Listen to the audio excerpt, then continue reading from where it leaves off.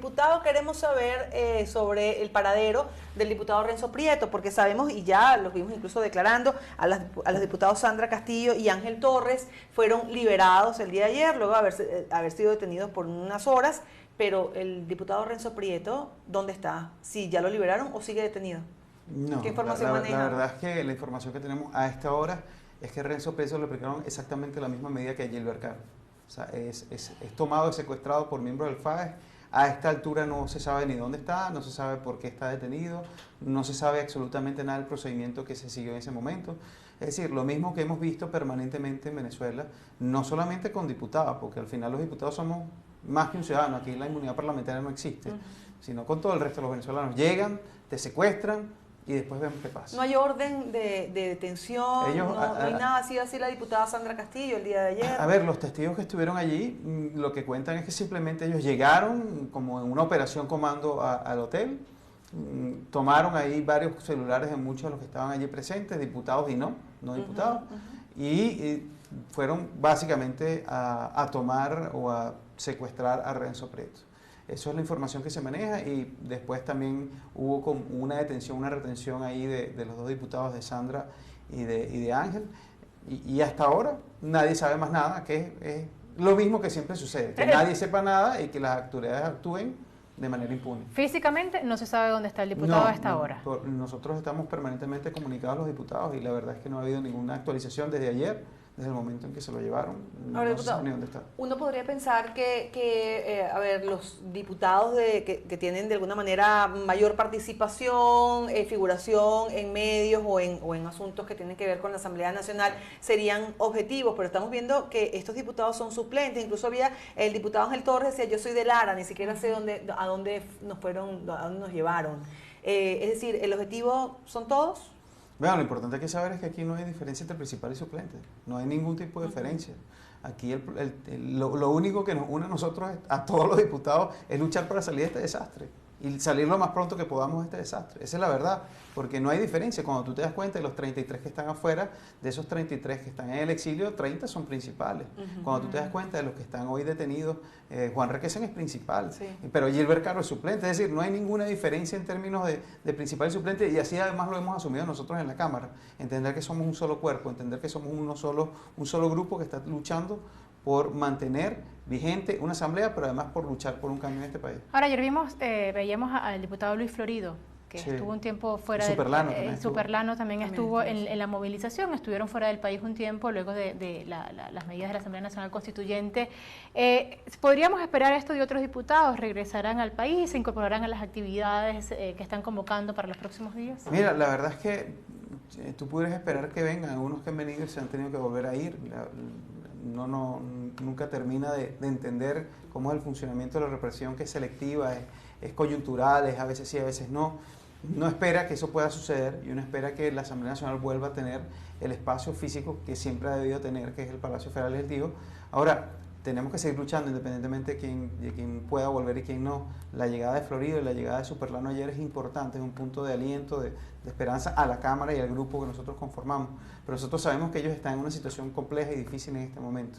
O sea que podemos entender claramente que en cualquier momento tengan que volver a salir del país, eso lo podemos comprender. Ahora, regresar a su espacio natural, al Palacio Federal Legislativo, era justamente el propósito, el objetivo de esta movilización que estaba prevista el día de ayer, que no logró pasar de Chacaíto nuevamente y se consiguieron con un piquete de la Policía Nacional Bolivariana.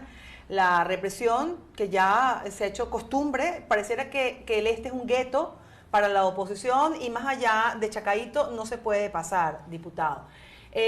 Nuevamente tienen que sesionar fuera. Sabemos que el Parlamento, ustedes lo han dicho, el Parlamento no es el lugar, sino sus diputados, pero nuevamente la gente sale a marchar en mayor o menor medida para lograr un objetivo que no se alcanza. Aunque ayer el presidente encargado decía que se habían logrado dos objetivos, que era perder el miedo, salir a la calle y lograr la aprobación del Pliego Nacional de Conflictos. ¿Cómo vio usted esto, lo que ocurrió el día de ayer? Precisamente iba a eso. Ayer estaban planteados dos acciones, una acción muy concreta que tenía dos objetivos. El primero es retomar la calle. Y la verdad que frente a los días previos que vimos mucha desesperanza de la gente, al final la movilización fue buena. No solamente fue buena en Caracas, fue buena en varias partes del interior del país. Y eso es importante rescatarlo. El interior del país también se movió. y no será una movilización de esas majestuosas que pudimos ver en el pasado, pero fue una buena movilización y la gente ha empezado otra vez a entender que la calle es un mecanismo de presión interno, no es el único mecanismo, y ahí se cumplió un primer objetivo.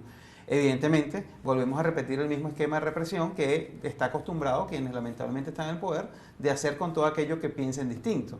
Pero el segundo objetivo que estaba planteado era aprobar el pliego de conflicto, que tal cual se presentó y se aprobó. Un pliego además que yo quiero rescatar en términos del acuerdo 2 y el acuerdo 3, que establecen muy claramente lo que deben ser las condiciones electorales mínimas o esa raya roja que nosotros no estamos dispuestos a aceptar para un proceso que permita la salida de la crisis política de este país, y demarca bien claramente lo que además nosotros estamos haciendo desde el Comité de Postulaciones. Nos da clara demarcación de cuál es el rol que nosotros tenemos que tener en el Comité de Postulaciones, y eso lo rescato en el marco del acuerdo que aprobamos ayer. Del Comité de Postulaciones y también del acuerdo de esta semana quisiéramos conversar, pero antes, diputado, es decir, el hecho de que no hayan llegado al Palacio Federal Legislativo generó frustración en algunos, para otros sí. Era un hecho que era de esperarse pues por los antecedentes, pero podría desestimarse esa posibilidad, es decir, las próximas acciones que se van a convocar, las sesiones de la Asamblea Nacional,